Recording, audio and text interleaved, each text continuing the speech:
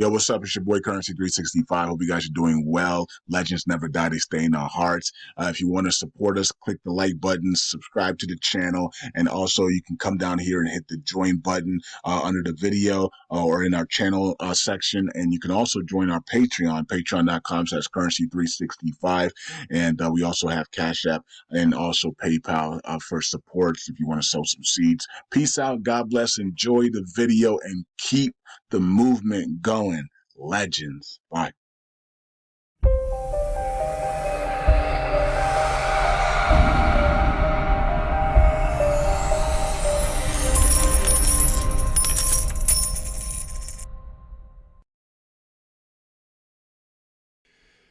Years ago, I'd yearned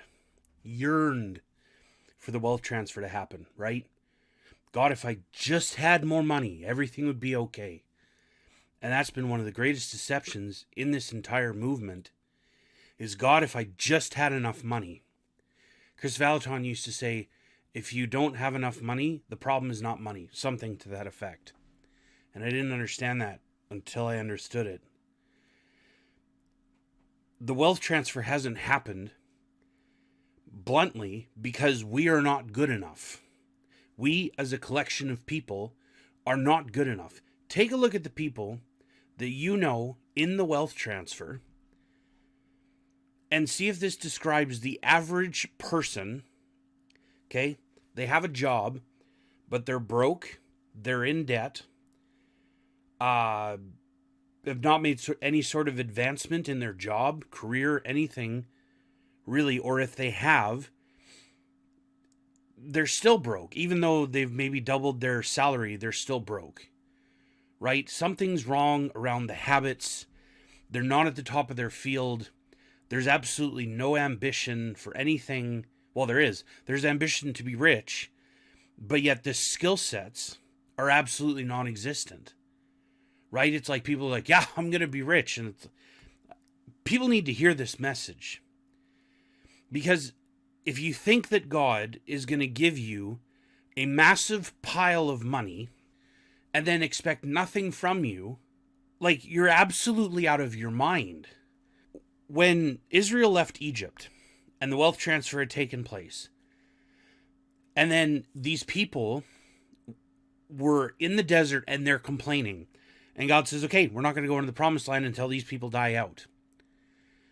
Think about where their mindsets were. Their mindsets were not on, the promise, inhabiting the land that they had been promised, building and increasing anything. No, their mindset was set around complaining. And I see lots of people complaining. They complain about the government. They complain about their boss. They complain about God. There is no personal responsibility being taken for the most part. There is no skill sets that are being grown or developed. People are just absolutely complacent with no desire to grow. We've had more than enough time to come to this realization that we collectively have not done the job. That is why this hasn't been poured out yet. The stewardship level threshold has not been met yet. Think about this. You're God. And you're saying, okay, I'm going to pour out lots of money and we're going to do an end times wealth transfer. And then you look collectively at the people that are positioned to get the wealth transfer and you're like, well, that's really freaking underwhelming. And this is a message that people don't want to hear. But if we, in our lifetime, want to see this wealth transfer, then our skill sets have to significantly increase. What's the last book you read? What is the last skill that you've actually worked on to a high level that will actually make you effective? Stop and have an honest conversation with yourself and ask, am I really ready to steward this money? And if the response is, well, yeah, I can be frugal and I can just spend a little bit here and if your entire process around stewarding wealth is how stingy and frugal you're going to be, there's a problem in your makeup. There's a point of being good steward where you should be able to be a good deal maker. We should be incredibly generous. The generosity isn't there. The skill sets aren't there. We're supposed to be as wise as a serpent and harmless as a dove. And there aren't many people in this that I'd be like, yeah, dude, you're definitely as wise as a serpent.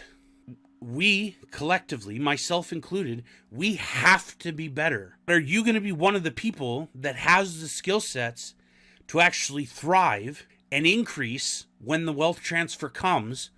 Or are you going to be in poverty? Are you going to be in poverty mode? Sitting there saying, hey, I hope I get by with my frugality. What kind of increase strategy is that? Nowhere in the Bible was it, oh, yeah, if you're just frugal enough, we have to learn to increase. We have to increase our skills. We collectively have to significantly raise the bar. Because for a lot of people, they think just showing up is good enough. This is why stuff like my group is needed. Right? Because we're actually sitting there discussing what are the mindsets needed to have. Have you thought about like this angle from The Richest Man in Babylon, or this angle from Rich Dad Poor Dad, or like, hey, rich people do this, or the idea of compounding money, or, you know, the kinds of real estate to potentially buy. And even just sitting in this atmosphere should make you better, because you're being exposed to something that's better than the crap that's on TV, right? This is why I've offered one-on-one coaching and group coaching, because some people need the work to work through their mindsets. Some people know there's way more in them, and I'm finding this is so common. People say, I know I have way more in me, but I've become just totally complacent. And it's like, okay, well, you need to interrupt that. And you need somebody like me to be a coach to help to interrupt the patterns that are there. When you're not familiar with somebody, it's really easy to see dysfunctional patterns, right? Because you're not used to somebody, you're not used to how they operate, you don't operate in their same circle. And it makes people really effective when there's wisdom involved to be able to coach somebody and say, this is a wrong thought pattern, or you need to change this, or, you know, this isn't right, or this stands out to me as something that you're doing. And it's like, people will be like, oh, I didn't even realize that. So there are people that need a collective wake-up call to press forward and to do more. For people that are interested in joining my group or one-on-one coaching, that stuff is in the description below. You can email me to talk about one-on-one coaching or group coaching. You can also click on the Patreon link to join my group. We have calls every Thursday. Well, not every.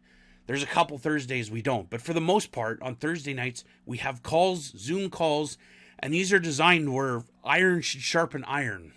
You need to start winning now before the wealth transfer comes. You need to be able to generate increase now before it comes. He who is faithful with little will be faithful with much. If you're not faithfully taking what you're being given right now, I'm talking not even just about your money. What skill sets are you using to actually increase your income? What do you have that God has given you that you're not using, that you need to be using? People think like, oh, there just needs to be some political changes and everything's going to be fine. Hello, there needs to be people on every level actively participating in order to actually see a positive, significant change. We're all going to have jobs to do. We're all going to have a part to play in this. But are you actually ready and equipped to play your part, or are you just stuck in survival mode? It's a reasonable question, but one that people actually need to sit and think about. We get one shot at this. Are you going to be ready when opportunity knocks? If the answer is no to that, what are you going to do to change it?